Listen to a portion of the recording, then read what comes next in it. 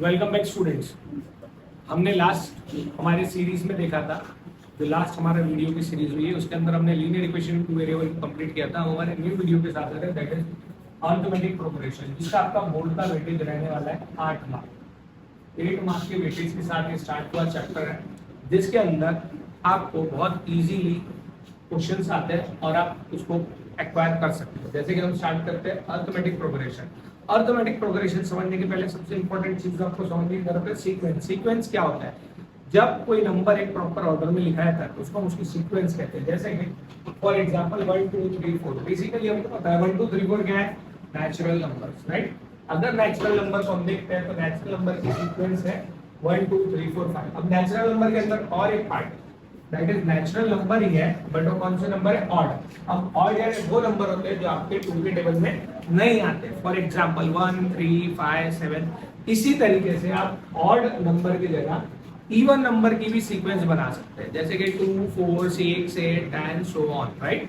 Similarly आपको next है आपका नेचुरल नंबर, जो ये नंबर दिए हुए ऊपर 1 2 3 4, ये नंबर को देखना है। ये 1 2 3 ये 4 ये 5, तो ये जो नंबर्स है आप इसको ध्यान से देखो तो इसी के स्क्वायर्स है। Square of series of natural number लिख रहा है आपको, करेक्ट। देखो यहाँ पे हमारा सर्कल में 1 है तो 1 का स्क्वायर 1 होता है।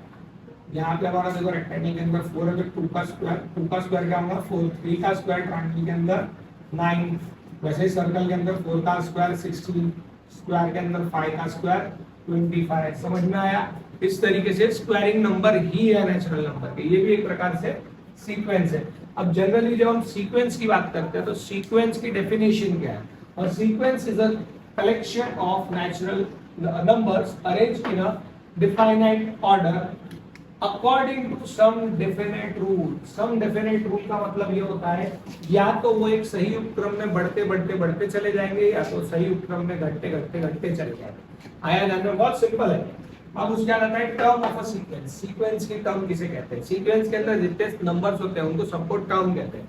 जैसे मैं इसे स्टार्ट करूं तो ये आपका T1 T2 T3 T4 T5, ये पूरे क्या है? इसके सीक्वेंस। जो उसी को यहाँ पे डिनोट किया है, the term of a serial order of a sequence are denoted by T1 T2 T3 T4 up to Tn। इतना समझ में आ रहा है? अगर आप इसको ध्यान से देखते तो हमारा लास्ट टर्म है Tn, इसीलिए अगर यूजुअली उसको किससे डिनोट करते हैं हम? Tn से। समझ में आ रहा है इतना? ये आपका बेसिक है, आप इसको एक बार देखो और इसका स्क्रीनशॉट लेके रख सकते हो ताकि आप इसको समझ सको। इसको एक बार ओवरलुक करो तब तक। नेक्स्ट टॉपिक देखो आपका अरिथमेटिक प्रोग्रेशन के अंदर ये कॉमन डिफरेंस। अब कॉमन डिफरेंस क्या होता है? जैसा कि हमने सीक्वेंस देखे थे 2 4 6 8 10 या 10 20 30 40, जब इनके बीच की जो डिफरेंस होता है वो जब एक जैसा आएगा सभी का, that is called as a common constant difference. जैसे कि फॉर एग्जांपल कांस्टेंट, ठीक है। फॉर एग्जांपल इसको हम देते हैं according to sequence T1 T2 T3 T4 T5, correct. अगर हम बात करो T2 minus T1 equals to 4 minus 2 equal to 2, या तो T3 minus T2 it means 6 minus 4, ये भी अगेन आ रहा है 2, correct. Similarly T4 minus T3 which is equals to 8 minus 6 और अगेन 2, करेक्ट। ये सारे सिचुएशन में हमारी T की वैल्यू अगर ध्यान से, D की वैल्यू अगर हम ध्यान से देखें तो कितनी आ रही है? 2, देखो है। इसलिए हम इसको क्या बोलेंगे? Constant, and that is called as a common difference. Similarly आप ये वाली एक सीक्वेंस दी है जो कि कमेंट में मुझे बताओगे कि इसका कॉमन डिफरेंस आपका कितना आता है। सिमिलरली अगर हम देखते हैं तो अरिथमेटिक प्रोग्रेशन। अरिथमेटिक प्रोग्रेशन किसे कहते हैं? Tn+1, मतलब कि अगर फॉर एग्जांपल मैं Tn की वैल्यू ले रहा हूँ T1 तो ये इनडायरेक्टली हो जाएगा T2, ये अगर ले रहा हूँ मैं T2 तो ये हो जाएगा T3, ये लूंगा अगर T3 तो ये हो जाएगा T4। अगर इनको सबट्रैक्ट करके इनका जो आंसर आता है वो अगर कांस्टेंट आता है, एक जैसा आता है, that is called as a D। और जब ये D कांस्टेंट मतलब कि सेम आएगा तो वो सीक्वेंस को हम बोलेंगे it's called as an AP, मतलब कि अरिथमेटिक प्रोग्रेशन। अब अरिथमेटिक प्रोग्रेशन के भी आपके दो टाइप्स है। कितने टाइप्स है? दो। फर्स्ट है आपका फाइनाइट एपी और दूसरा है इनफाइनाइट एपी।